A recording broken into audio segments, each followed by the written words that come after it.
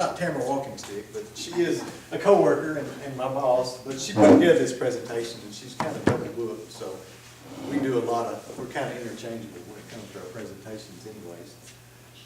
But what I want to talk to you about is marketing timber and management planning. And one thing you want to remember is that is harvesting part of your plan.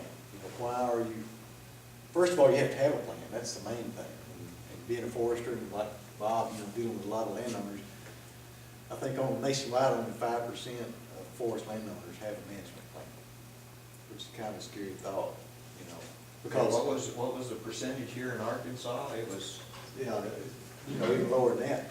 But even scarier is about 60% or more of forest landowners harvest timber. So anyway, just something to think about. So is harvesting part of your plan? Are you planning to regenerate your stand after you harvest? Is it a situation where you're ready to start a new forest?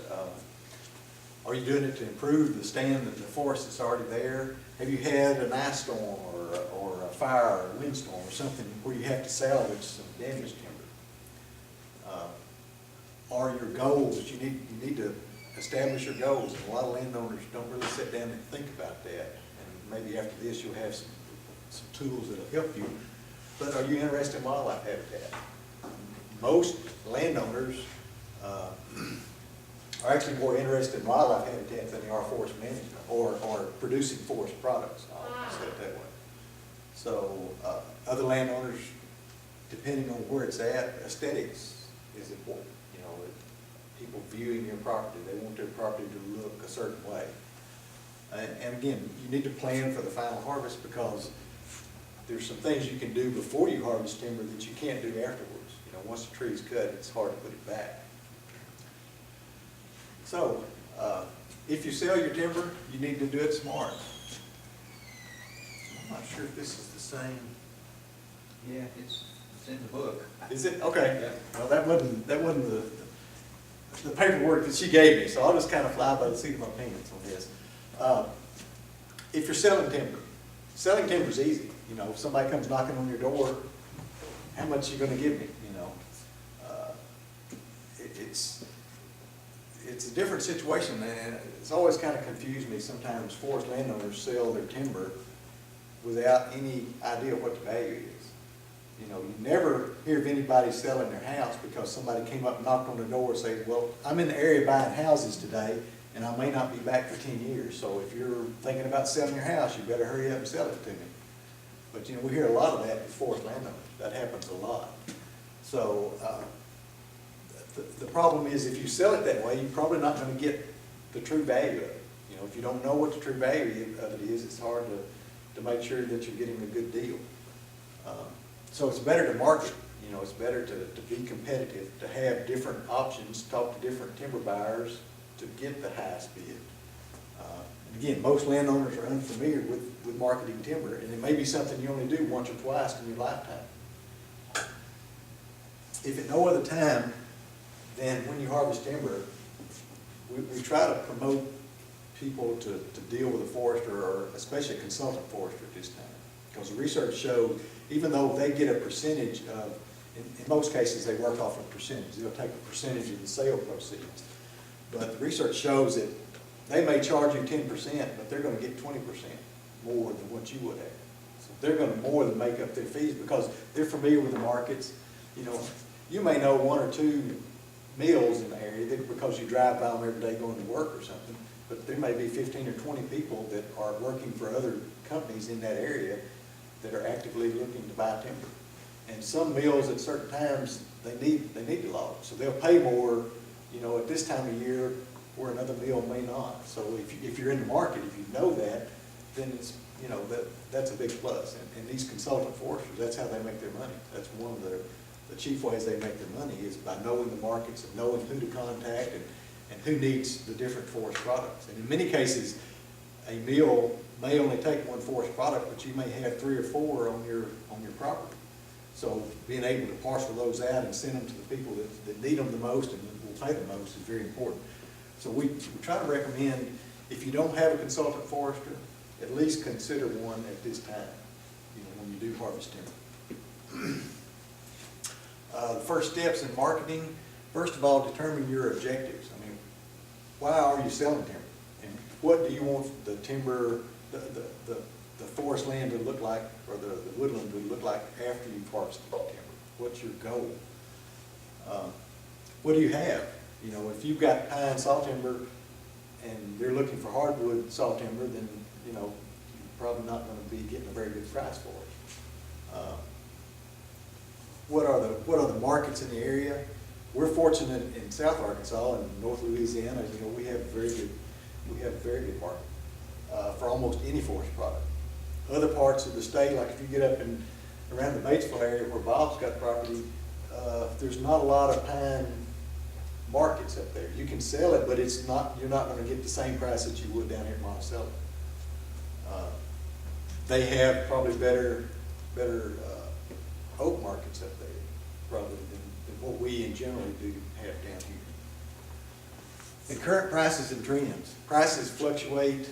You know, right now, most timber prices are much lower than they were 5 or 6 years ago, because a lot of it's tied to housing, whether it's construction lumber or lumber that's used to make furniture, you know, to go in new houses. It's still, most of the production is lower and the prices are lower. But that changes throughout the year. Right now, normally during the spring, if you have an area where it's accessible, you can get a higher price because a lot of places are underwater. You know, if you have an area that's along a creek bottom or an area that gets flooded very often, then right now you can't harvest timber. But if you have an area up on the hill, you can, and if the mills need it, you know, a lot of times they'll pay more.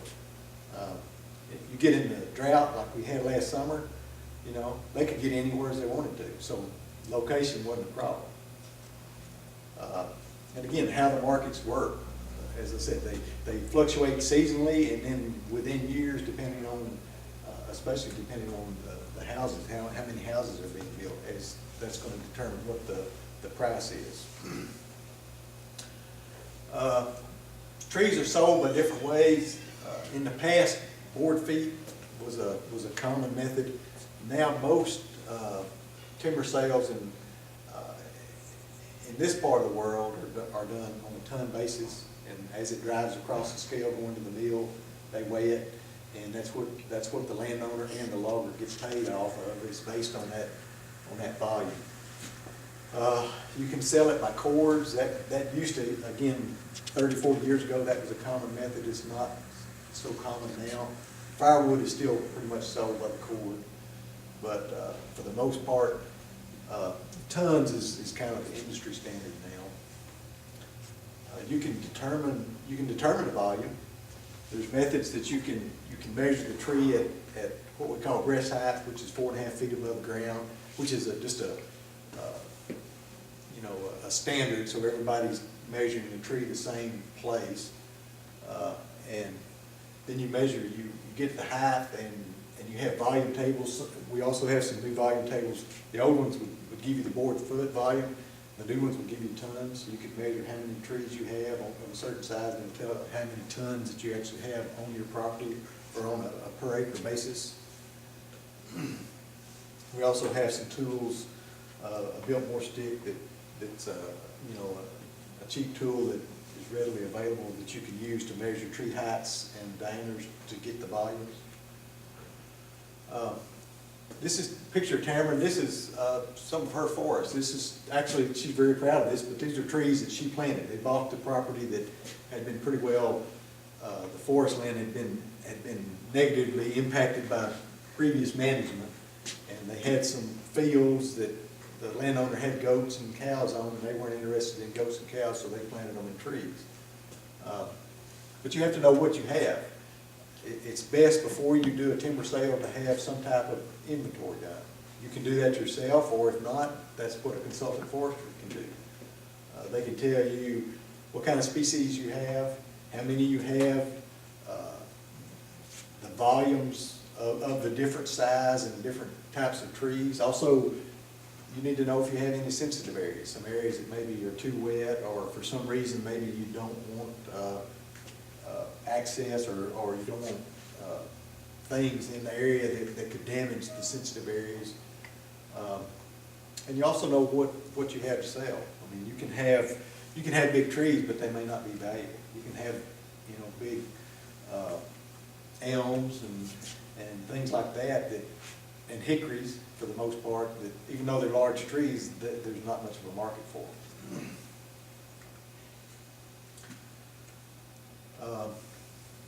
So some of the different products that you can sell, as far as the wood products, pulpwood, that's usually the smaller trees, and many times trees that don't have good form, you know, they're bent, crooked, forked, things like that. Ties, that's usually if you have bigger hardwood trees, but they're low quality, they usually make railroad ties out of those, sweet gum especially. Chips, some of the newer logging operations, they'll actually have an in-wood chipper. They'll chip all the tops and all the small trees, and then those chips are sold or taken off the property. If you have very low quality hardwood, like up in, you know, northern part of the state where most of the good hardwood has been taken off, they'll use that to make pallets. And biomass, that's kind of a new product, and sometimes there's a lot of interest in it, and sometimes there's not. Right now, there's not so much interest. But again, that's just where they'll take all the wood, whether it's tops, smaller trees, anything, and grind it up, and they use it for either producing fuel to burn and produce electricity, or there's some mills and places that are going in where they'll take this biomass and convert it to ethanol or diesel. Really hasn't been done to a point where the landowners are being able to sell their tops, but that's the hope for the future, maybe that you know, we can use stuff that we're normally living in the woods now, and that the landowners can get a return from that. There's also some of the more higher quality products. If you have very high quality wood, you can make the face veneer that they use for plywood. Chipping saw are trees that are a little bit bigger than pulpwood, but they're not quite saw timber size, so they'll take like two 2x4s out of the middle, the outer edges, the round part of the wood, they'll cut into chips, so that's why it's chip and saw. Of course, then saw timber is the next step above that. That's one of the most valuable products. And then poles, it's just strictly pine, and it has to be very straight, very even taper to make a pole. Very few trees will actually make a pole. But that is probably the highest value product if you have some on your property. So is there a big market right now for saw timber? Well, Price is high. the price is low. Price is probably lowest it's been in 30 years, and it's strictly a supply demand, you know, because people aren't building houses. So it, you know, 6 or 7 years ago it was maybe $50 a ton. Now it's in the mid to upper 20s a ton. You know, it just depends on seasonality, but it's almost half of what it was, you know, 6 or 7 years ago.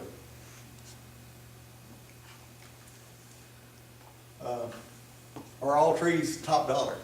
You know, not every tree on your property is a perfect, great tree. You know, you have some good trees, but you also have some factors that cause it not to be such a great tree. It could be hollow, it could be damaged, crooked, insects and diseases, the distance to the mill. That's a very important thing. Like I say, Bob could have a great stand of pine saw timber on his property near Batesville, but the closest mill is going to be Marlton, you know, and the closest big sawmill is going to be even further from there. So the distance to the mill, especially when you got $4 diesel prices, you know, maybe $5 by the summertime, that's real critical. It's So gonna be better for me to sell to the little mills that are taking 10-foot logs and taking That's them right. to a 10-inch diameter. yeah, or somebody that's chipping them for poultry litter or something like that, you know, because if you had that same tree down here, it'd be worth a lot of money, but up there, there's not so much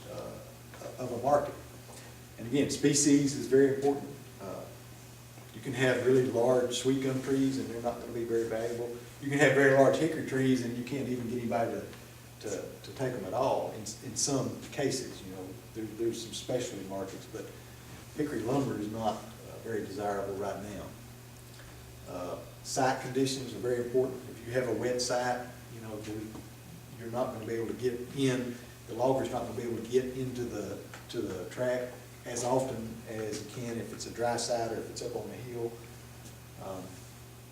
And again, product classes, if you have pulpwood, you know, you're not gonna get as much for it as if you have salt timber. It's just not as valuable.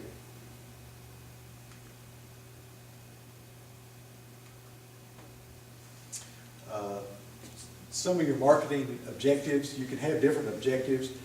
Some people want to make the maximum that they can off their property. You know, they want to sell their trees for the most money. Other people have other concerns. If you're trying to maximize your returns, you want to find the buyer with the highest offer. Sometimes there's other things that you might want to balance it against for sustainability. If you know that you're going to be establishing a new stand there, the site preparation, that could be a concern. You know, if you can get them to take more of the tops and material off that site, then it's not going to be such a problem whenever you go to replanting it, if that's your goal. You may want to use the trees that are there to regenerate the stand. Depends on what you have and the quality, but that's a possibility. So that will determine how many trees you actually take. Sometimes, especially with pine, we in the past, it was real common practice to leave seed trees or shelter wood. You know, you would leave trees there to regenerate the stand. It's not done as much now, but it is a concern. You want to sell competitively. You want to determine, there's different methods to sell your timber. One of them is negotiated sales. Another is sealed bids, where you just take all the bids and say send them in by the end of this week, and we open them all, and whoever has the highest price, if it's within our acceptability level, then that's who we take. You can sell it at the gate. I mean, you can actually, the logger or yourself can cut the trees and take them to the mill, and the mill will look at them and give you a price there. There are different methods of payment. This used to be a very important method of payment, determine how your tax basis, you know, how much taxes you paid on it.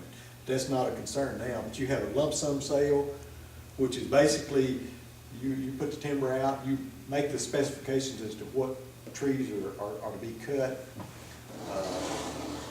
At the time of the contract, the logger or the timber buyer or the forest products company gives you a check, and those trees are there. You've got the money, they've got the trees. They take off what's supposed to be taken off, if it's all of them or if it's a part of them, whatever, how you determine that. They take those off, and you've already gotten your money. If it gets too wet and they can't get them all, or if a tornado comes and blows them over, it's not your concern. You've already gotten your money. Another way is a pay as cut. This is probably the more standard practice, because especially if a landowner is not for sure what they've got out there, what happens in a pay as cut is each load of material, products goes to the mill, it's weighed, and the price is determined then, and you get paid based on how many loads of logs went to the mill that week. And they'll pay you, you know, it's normally weekly or bi-weekly, you know, you'll get a check. And when the product, when all the harvesting is done, you know, the last load goes off, you get your final check. Some of the concerns about that is you want to make sure that you trust who's cutting the timber to take those mills to the right place, you know. Like if every 6 load, 5 of them go this way and the last one on Friday evening goes this other direction, you may not be getting paid for that. So that's something to consider.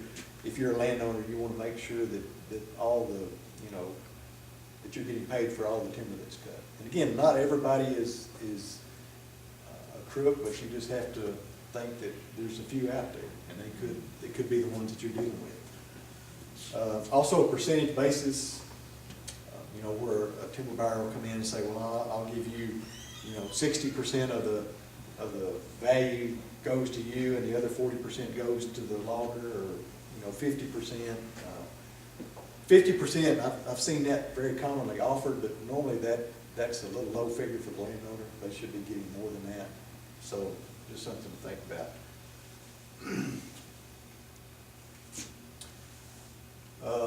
What's wrong with buyer select? This is a common practice where the landowner just says, you take the trees that need to come out. I don't know anything about it, so I'm trusting you, the timber buyer or the logger or whoever, the person with the chainsaw. I'm trusting you to pick the best trees to take out, the trees that need to come out. And in many cases, that's not the best thing for the landowner. I know Bob heard of it before as a forester. We've all heard horror stories where somebody would come in and tell the landowner, we'll take these old big trees out of the way and let the little trees grow back up, and the problem with that is probably those little trees are the same age as the big trees. They were just inferior, they got overtopped, and so the landowner what happens is the very best trees got taken off the property. The very worst trees were left. If you have a cow herd, that's not the way they sell cows. They don't sell the very best cows and keep the cows. We don't do that in our gardening. We plant some okra plants, when we get some this tall, we got some this tall, which ones we take out? We take out the ones that are inferior. But that's not the way, in many cases, that landowners have their timber harvested, if they're not aware of that. So it's just something to think about. But it devalues your forest. It leaves in the inferior trees and inferior species, and it really diminishes the profit potential in the future, because you just keep taking the best and leaving the worst, and eventually all you've got is the worst. In many cases, that's not good for wildlife habitat either, because you're taking, especially if you're talking about mass-bearing trees, the biggest trees are the ones that produce the most mass. If you keep taking those out, eventually you get down to the trees and the tree species that don't produce as much mass or as high quality mass for wildlife. Harvesting contracts, this is important things to think about. There's some things that need to be in the contract, and Rusty will be a much better resource than I am on that, but some things that you need in there are the logging methods, requirements. We just talked about liability insurance. That's some things that you need to have in there. It needs to list and clarify both parties, who the seller is, who the buyer is, and who's responsible for what. And it protects both the seller and the buyer. And these days, don't rely on a smile and a handshake. If you're dealing with a supposedly reputable forest, either timber buyer or logger, they're not going to deal on a handshake. If they do, that's a red flag. They say, well, I'll trust you, we'll just, the good old boy system, they already know what they're going to get. You don't know what you're going to get. So that's just something to think about. Don't do it, just make sure that you have a contract. Some things that should be in the contract, it needs to specify who the parties are, as I already said. It needs to spell out the state laws that apply. Spell out how the trees are to be cut. The trees to be cut, how they're identified, if they're marked with paint, if they're a certain size, if it's all the trees in a certain area, it needs to be designated so that if trees that are cut are not supposed to be cut do get cut, then there's ways to make sure that you know why that happened and that it happened. You need to guarantee title to the timber buyer. That's important to them, because we've had cases where a son would come in and sell the parents' trees, and the logger would just go in there and start cutting trees. They'd already paid the son, and ends up he didn't actually own the trees.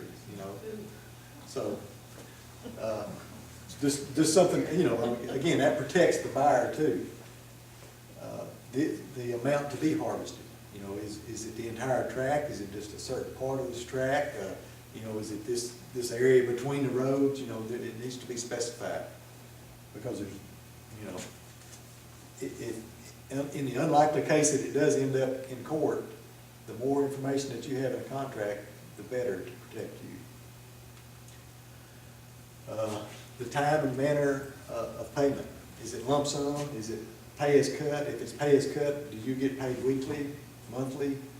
You know, how does that work out? And again, if that's in the contract, it just prevents any hard feelings and misinterpretations. Sometimes there's a down payment that's made ahead of time. Performance bond will be, you know, if a performance bond is required, then at the end of the harvesting operation, how do you return that back to the logger to make sure that they get their money back? Should also have any language that protects the landowner from the buyer's failure to pay.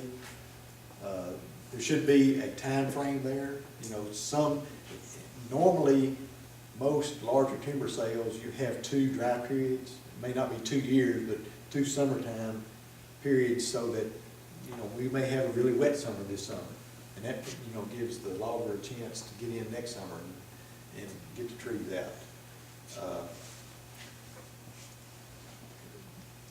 We always put in language that frees the landowner from responsibility, but depending on your attorney or their attorney, you know, that language may not be worth the paper it's written on, but at least it does, you know, it's there, and it may prevent the logger from going after you if he knows that they've signed a contract with that information in it. Workers' comp is very important. You need to make sure that the logger has workers' comp, because if they don't, and somebody in your crew gets hurt on your property cutting your trees, guess who's going to have to pay the doctor bills, you know, if a tree falls on somebody. So again, that's very important, and that's something you don't just take their word on. You want to see the policy, you know, you want to call and check and make sure that it's up to date and enforced. Just because they have a policy that's 6 months old, you know. Again, this is the real world that we're dealing with. You also want a statement in there that if something happens that is outside of what you as a landowner was expecting to happen, that you can stop the logging from taking place, or you can stop it at that point. There's been cases where, you know, that wasn't there, and the logger just went ahead and continued doing what the landowner didn't want them to do, because there wasn't a clause where they could actually stop them from harvesting the timber, because maybe they'd already made a contract and already paid them to harvest the timber. And just with any contract, if you make any changes, it needs to be dated and signed and witnessed, just as the original document is. Some other considerations: prohibit or make language in there to prohibit the excessive damage to the leaf trees. If you're cutting trees and leaving other trees, you want to try not to damage the ones that you're leaving, because in theory that's your best trees. You're leaving your better trees. What happens if an unmarked tree gets cut, either accidentally or on purpose? There need to be any penalties that are specified. Establish who owns the top. Again, right now that's not important, but if we do have the biomass product that comes about, that may be something important. You know, who actually owns the tops? Does the logger get those, or does the landowner retain the tops?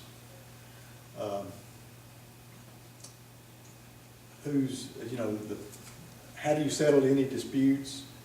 The sale boundaries is very important, making sure that everyone knows where the sale boundaries are. The location of roads. If you're going to establish a deck, a place where they clear out to bring all the trees to load up the trucks, that needs to be specified, and establish the access rights to the seller and the buyer. There's some special provisions that you can put into a timber sale contract. You can determine how high you want the stumps, whether or not you want any trees left that are cut and hanging into another tree, when you can build the roads, preventing any ruts, or if they have ruts, they can be smoothed out. No logging during deer season. If you don't want people to have weapons on your property, you can specify that. Determine what happens if fences or buildings are damaged during logging. You can put a lot of different provisions in it, but just remember, any provisions that you put that are outside of the normal activity, then that's probably gonna cost you some money. You know, if all you want on your property is someone logging it with mules, that's good, it's your property, but that's gonna cut down the number of people that might actually try to contract to do that. So anything that you put in there could potentially, you know, cut the price that you get for your timber, or the number of people that might be interested in harvesting.